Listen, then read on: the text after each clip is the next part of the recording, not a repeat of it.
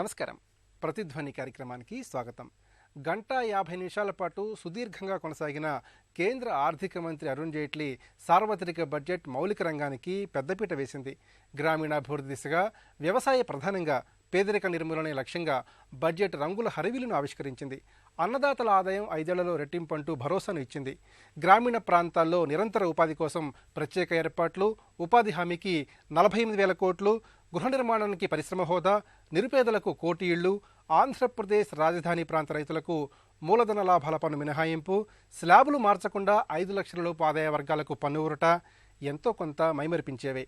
సంస్కరణలు నిరంతరంగా కొనసాగుతాయని చెప్పిన జైట్లీ సంక్షేమ మార్గాన్ని సంపూర్ణంగా అనుసరించారు. రైల్వే బడ్జెట్ను తనలో విలీనం చేసుకున్న ఈ సాధారణ బడ్జెట్ రైల్వే ప్రణాళికను ప్రత్యేకంగా 131,000 కోట్లుగా పేర్కొంది. ఈసారి రైల్వే భద్రతకు ప్రాధాన్యం దక్కింది. ఇంతటి చారిత్రాత్మక వైవిధ్యభరితమైన బడ్జెట్లోని వివిధ అంశాలపై ప్రతిధ్వని చర్చను చేపట్టింది. ఈ చర్చలో పాల్గొంటున్న ప్రముఖులు కపిలవాయి దిలీప్ కుమార్ గారు, భారతీయ జనతా పార్టీ సీనియర్ నాయకులు, ESIC all India board member C Narasimha Rao garu, రాజకీయ సామాజిక అంశాల విశ్లేషకులు వివికే ప్రసాద్ గారు, ఆర్థిక అంశాల విశ్లేషకులు Vivekam financial services managing director doctor Muppavarapu Krishna Rao garu, chartered accountant.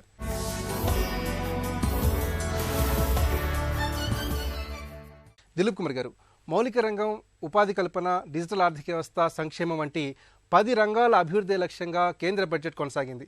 మరి 21,47,000 కోట్ల కేంద్ర బడ్జెట్ను సమగ్రంగా ఏ విధంగా విశ్లేషణ చేసుకోవాలి? ఆయన హోలిస్టిక్ అప్రోచ్గా తీసుకున్నాడు.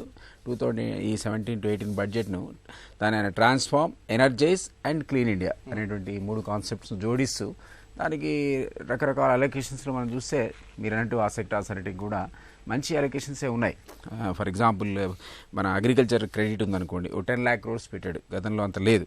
అదేవిధంగా ఈ రూరల్గా ఉన్నటువంటి నబార్డ్ ద్వారా ఈ కంప్యూటరైజేషన్కు ఇంటిగ్రేట్ చేస్తూ దాదాపుగా ఒక 63,000 ఫంక్షనల్ ప్రైమరీ అగ్రికల్చర్ క్రెడిట్ సొసైటీస్ని ఇంటిగ్రేట్ చేస్తున్నారు నబార్డ్తో.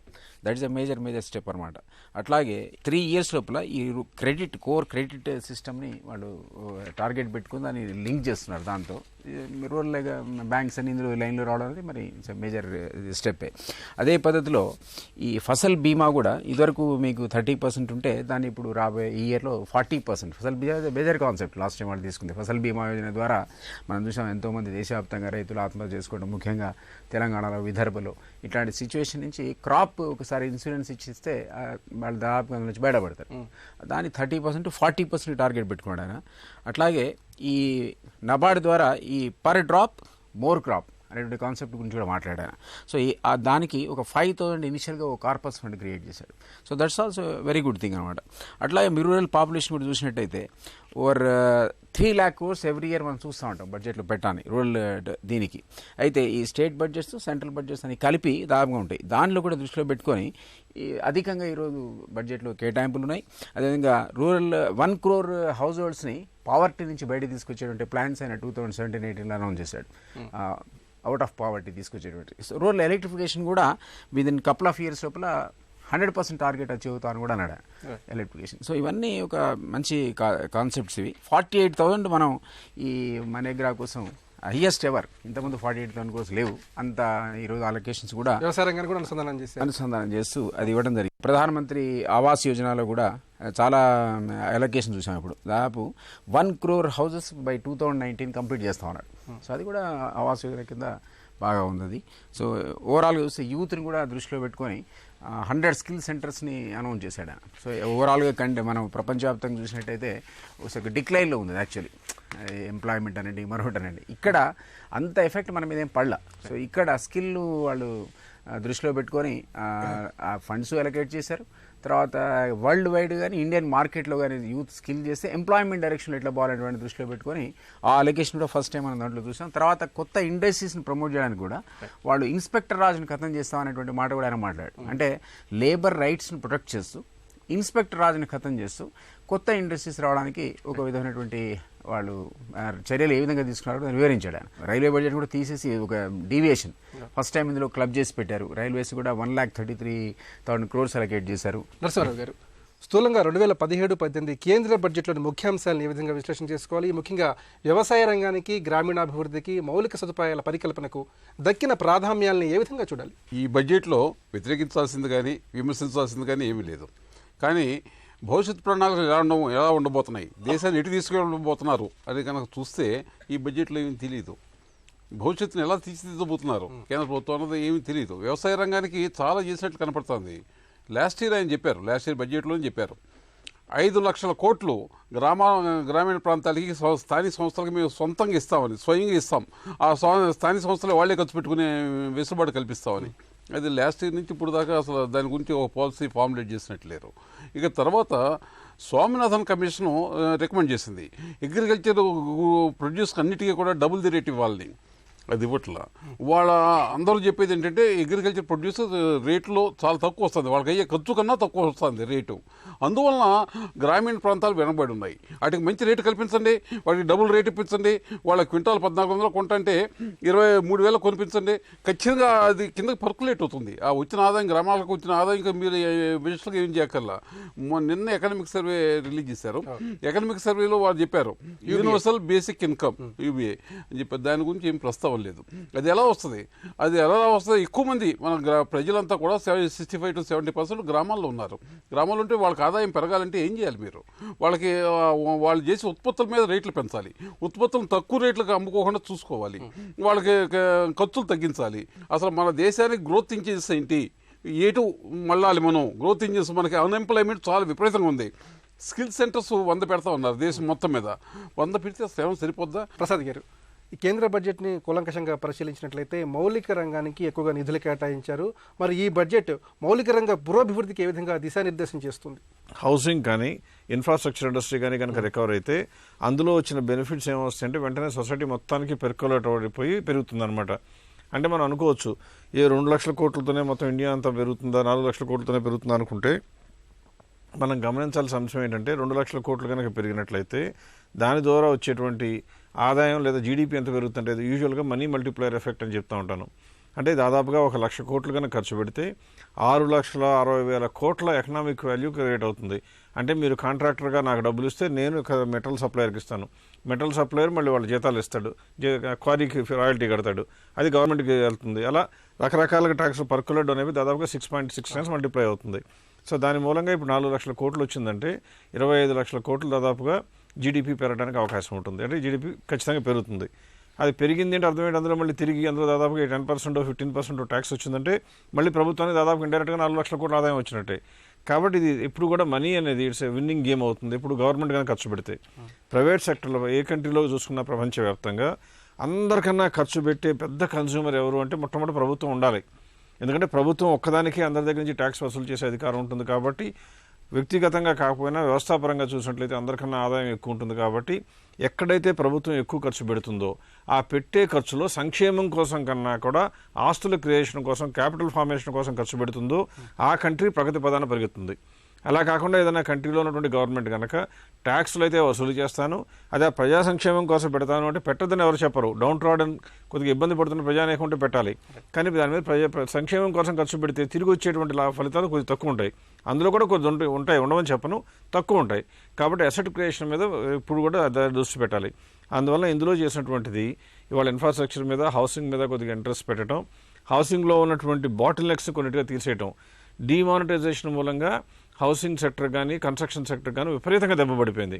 అది కొద్దిగా వెనపోర్స్ రాయటం, అంటే బాగా వాత పెట్టి వెంబటే కొద్దిగా వెనపోర్స్ రాయటం లాగా కొద్దిగా గొప్ప ఉపశమన చర్యలు చేపడుతుండగా కనపడుతుంది.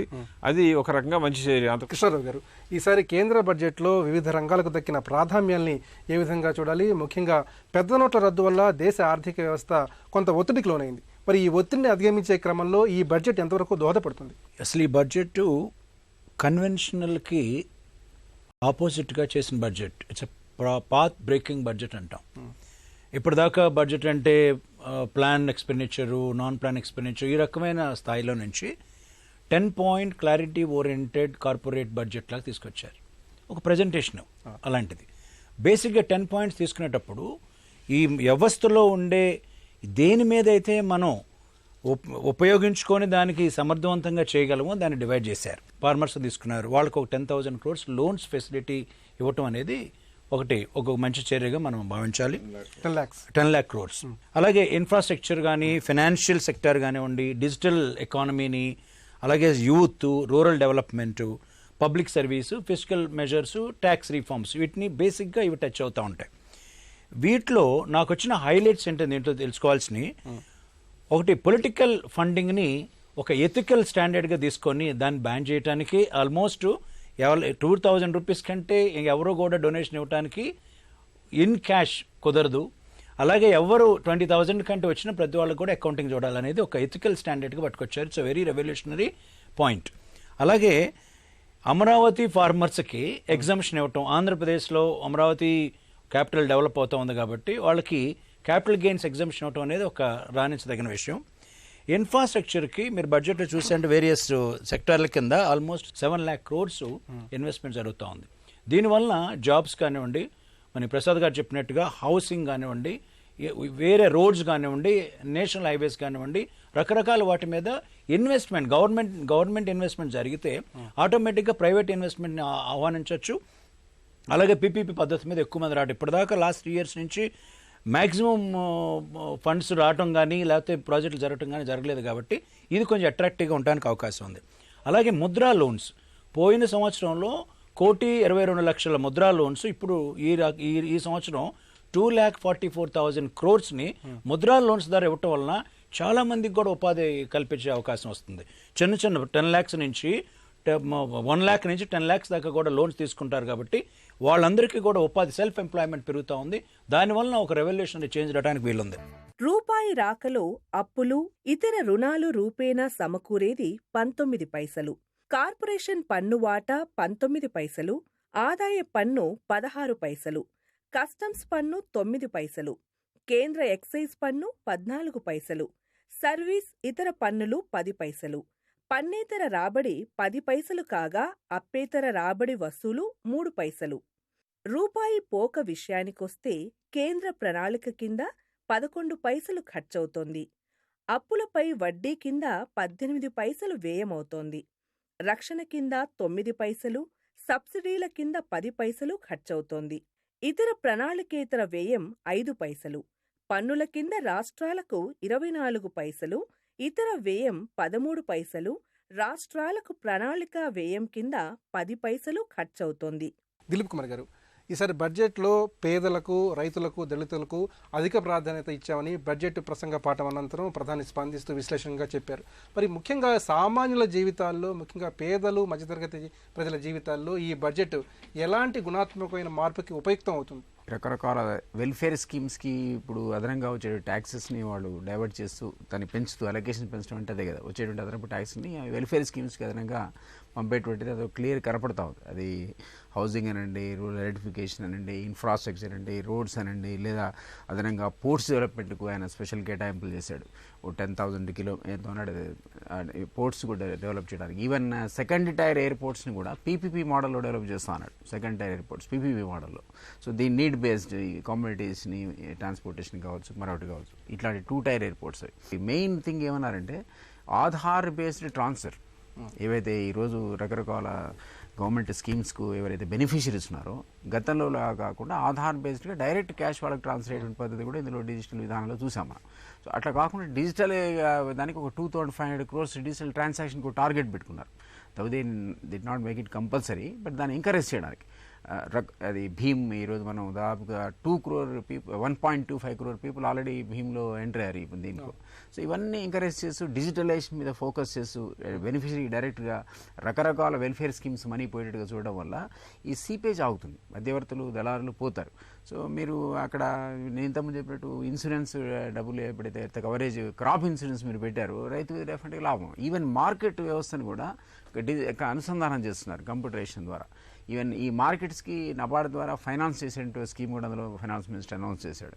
సో వేరియస్ మార్కెట్స్ని దాన్ని కంప్యూటరైజ్ చేసే విధానం కూడా they are giving encouragement and also special finance రుణ అవార్డ్. సో ఇవన్నీ ఇవి ఉద్దేశించే ఇంతకుముందు అనుకున్నట్టు యూత్ని ఫోకస్ చేస్తూ సార్ ఒక మాట అన్నారు, స్కిల్. ఈ 100 సెంటర్ ఎట్లా సరిపోతాయని స్కిల్ అనేది ఎంటైర్ నేషనల్ స్కిల్ బోర్డును రివాంప్ చేశారు. ఆ స్కిల్ బోర్డు ద్వారా వాళ్ళు నేషన్లో 18 సెక్టార్స్ కింద మొత్తం ట్రేడ్స్ని డివైడ్ చేశారు. 18 సెక్టార్స్ని కూడా వేరే వేరే హెడ్స్ కూర్చొని మానిటర్ చేసేట్టు దేశవ్యాప్తంగా ఎక్కడ స్కిల్ కావాలి, ఏ పిల్లలకి స్కిల్ ఇవ్వాలి, దానికి అవసరం బడ్జెట్ అంతా కేటాయించారు. ఇటు ఫార్మర్ను, అటు యూత్ని, సెక్టార్ని కూడా వాళ్ళు ఎంకరేజ్ చేసేటువంటి ఒక సమగ్రమైనటువంటి బడ్జెట్ని ప్రజెంట్ చేసేటువంటి ఒక ప్రయత్నం అయితే డెఫినెట్గా చేశాడు. నరసింహారావు గారు, ఈసారి సాధారణ బడ్జెట్లోనే రైల్వే బడ్జెట్ని కూడా విలీనం చేశారు. రైల్వే శాఖకు ఈసారి 1,31,000 కోట్లు కేటాయించారు. ముఖ్యంగా రైల్వే భద్రతకు బడ్జెట్లో అత్యధిక ప్రాధాన్యత దక్కింది. మరి మొత్తం మీద చూసినట్లయితే ఈ కేటాయింపుల వల్ల భారతీయ రైల్వే ఏ విధంగా ఆధునికతను సంతరించుకుంటుంది? రైల్వే బడ్జెట్ జనరల్ బడ్జెట్లో అనుసంధానం చేయటం అనేది చాలా మంచి చర్య. ఇంతవరకు కూడా రైల్వే ప్రత్యేక బడ్జెట్ అంటూ పెట్టి దానివల్ల ఏం ఉపయోగం లేకుండా అట్లా మిగిలిపోయింది. దాంట్లో కలిపేస్తున్నది చాలా మంచి చర్య. కానీ ఇప్పుడు రైల్వేస్ అనగానే ఎవరికైనా ఒకే ప్రశ్న వస్తుంది, ఇక్కడి నుంచి ఢిల్లీకి ఆ వేళ వెళ్ళి టికెట్ కొనుక్కుని ఎక్కగలనా, లేక తిరుపతి వెళ్ళాలంటే టికెట్ దొరుకుతుందా? ప్రజల ప్రయాణికుల అవసరాలు సరిపడా రైల్వేలు తీర్చలేకపోతున్నాయి. మరి ఏం చేయాలి, వాటిని ఎలా ఆధునికం చేయాలి, ఎలా ప్రజలకు అనుగుణంగా ఎలా తీర్చిదిద్దాలి అన్న ప్రశ్న ప్రతి ఒక్కరిని వేధిస్తుంది. గవర్నమెంట్ కూడా దాని మీద దృష్టి నిలిపితే వాళ్ళ ప్రభుత్వ నిర్వహణ అన్నది ప్రపంచంలో ఎక్కడా సరిగ్గా ఉండదు, మన దేశంలో అసలు సరిగ్గా ఉండదు. ప్రభుత్వ నిర్వహణ కేవలం పీపీపీ ద్వారా అవి కూడా అప్పచెప్పాలి, ప్రజలకు అప్పచెప్పాలి, ప్రైవేట్ కంపెనీలకు అప్పచెప్పాలి. కావాలంటే వీళ్ళు లైన్ వేసుకుని రైలు నడుపుతున్నది ప్రైవేట్ కంపెనీలకు అప్పచెప్పాలి. వీళ్ళే మేము రైలు నడుపుతాం అన్నది వాళ్ళ విమానాలు చిన్న చిన్న కంపెనీలు నడుపుతున్నాయి, చిన్న చిన్న వ్యక్తులు కూడా నడుపుతున్నారు విమానాలని. అలాంటిది రైళ్లు వీళ్ళు నడుపుతుంది, ప్రభుత్వం నడుపుతుంది. వాళ్ళ ప్రపంచ దేశాలన్నింటిలో కూడా ప్రైవేట్ కంపెనీలు నిర్వహిస్తున్నాయి, ప్రైవేట్ కంపెనీలు తయారు చేస్తున్నాయి. మనకి ఆంధ్రప్రదేశ్కి చాలామంది వచ్చారు, మేము వేగంగా ఈ రకరకాల ట్రాక్ తయారు చేస్తాము, లేక ఇంజిన్లు తయారు చేస్తాము, వేగంగా వెళ్ళి రైళ్లు తయారు చేస్తాము. అవన్నీ ప్రైవేట్ కంపెనీలు అక్కడ. అందువలన ఆ విషయం ప్రభుత్వం ఆలోచించాలి, రైల్వేలను కూడా వదిలించుకోవాలి. ప్రసాద్ గారు, పేదలకు 1 కోటి ఇళ్లు నిర్మించే లక్ష్యంతో ప్రధానమంత్రి ఆవాస్ యోజన కింద 23,000 కోట్లు కేటాయించారు. గృహ నిర్మాణ రంగాన్ని ముఖ్యంగా పరిశ్రమ హోదా కల్పిస్తూ ఆర్థిక మంత్రి బడ్జెట్లో ప్రతిపాదించారు. మొత్తం మీద రాబోయే రోజుల్లో రియల్ ఎస్టేట్ రంగం ఏ విధంగా దిశను నిర్దేశించుకుంటుంది? ఇప్పటి నుంచి ఉన్న డిమాండ్ ఏంటంటే ఈ కన్స్ట్రక్షన్, హౌసింగ్ కన్స్ట్రక్షన్ కూడా ఒక ఇండస్ట్రీ కింద గుర్తించమని వాళ్ళు ఎప్పటి నుంచో అడుగుతూ వస్తున్నారు. ఇంతవరకు డిక్లేర్ చేయడం జరగలేదు. ఇవాళ కూడా డిక్లేర్ చేసింది సరిగ్గా కనుక చదివితే, బడ్జెట్ స్పీచ్ చదివితే ఇండస్ట్రీలో హౌస్ కన్స్ట్రక్షన్ ఇండస్ట్రీ కింద సెలెక్ట్ చేయలేదండి. ఎఫోర్డబుల్ హౌసింగ్ మాత్రమే దీని కింద, అంటే భరించదగ్గది, అంటే 15 లక్షలు, 20 లక్షలు, 30 లక్షల లోపల డిక్లేర్ కట్టే ఇళ్ళుంటే వాటిని మాత్రమే ఎఫోర్డబుల్ హౌసింగ్. అందులో ఉన్న వాళ్ళ ఇండస్ట్రీ అన్నారు, కానీ మొత్తం ఎప్పుడో ప్రీమియం అపార్ట్మెంట్ 7 కోట్లు పెట్టి అపార్ట్మెంట్ కట్టేవాళ్ళు అనలేదు. సో అది ఒక రకంగా మంచి చర్య. లేకపోతే ఆ ఇండస్ట్రీ ముసుగులో ఇంకా పెద్దవాళ్ళు ఎన్నో అవకతవకలు చేయడానికి అవకాశం ఉండేది. ఒకటి పోతే హౌసింగ్ సెక్టర్కి ఊతం ఇవ్వడానికి చాలా కొన్ని మంచి పనులు చేశారండి. మొదటిది ఏం చేశారంటే, ఎక్కడో ఒక రాష్ట్రంలో, ఎక్కడో గుజరాత్లోనో ఎక్కడో ఒక కంట్రీ, ఒక స్టేట్లో వచ్చిన ఒక జడ్జిమెంట్ని పట్టుకుని ఇండియా అంతా కూడా రియల్ ఎస్టేట్ రంగాన్ని తీవ్రంగా కుదిపివేసినటువంటి ఆ సమస్య కూడా వచ్చి పడింది.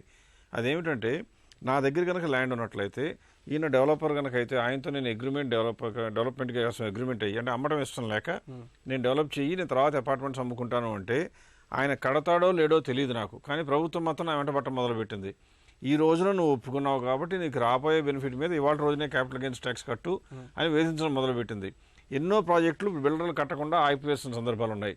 అంటే నా దగ్గర నుంచి ట్యాక్స్ వెళ్ళిపోయింది, నాకేమో ప్రతిఫలం కూడా రాలేదు.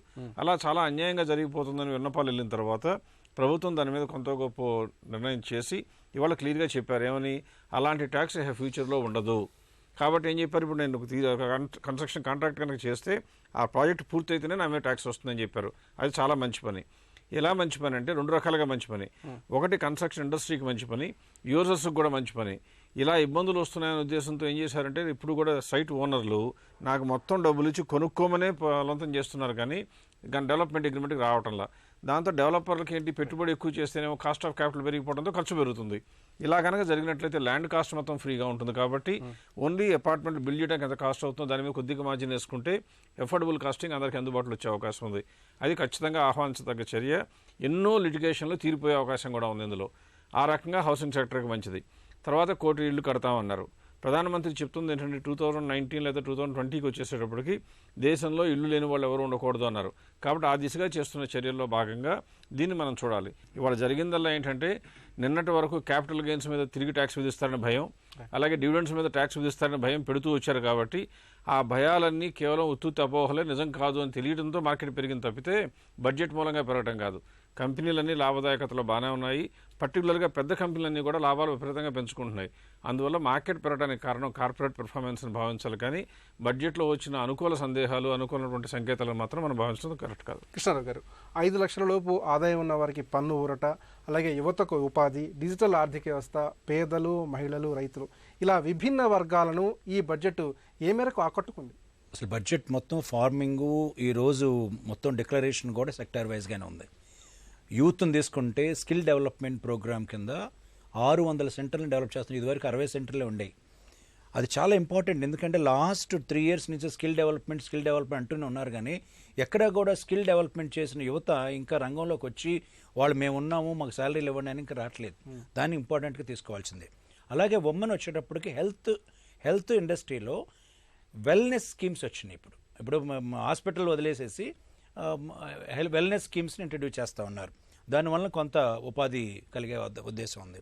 అలా కాకుండా ఇప్పుడు ఐటీ ఎగ్జామ్షన్స్లో ఫస్ట్ 5 lakhs వరకు ఆల్మోస్ట్ 4.5 lakhs వరకు ఎగ్జామ్షన్ వచ్చేలాగా 5 lakhs వరకు 5% కట్టమని చెప్పేసి 2.5 to 5 lakhs 5%, 4,50,000 దాకా అసలు బేసిక్గా ఎగ్జామ్షన్గా ఈ ఏటీసీ డిడక్షన్స్ కలుపుకుంటే అప్పటిదాకా మీ ట్యాక్స్ ఉండదు అనే దాని మీద చాలామంది కూడా ముందుకు రావడానికి అవకాశం ఉంది. ఎక్కువ మంది డిక్లేర్ చేస్తూ ఉంటారు.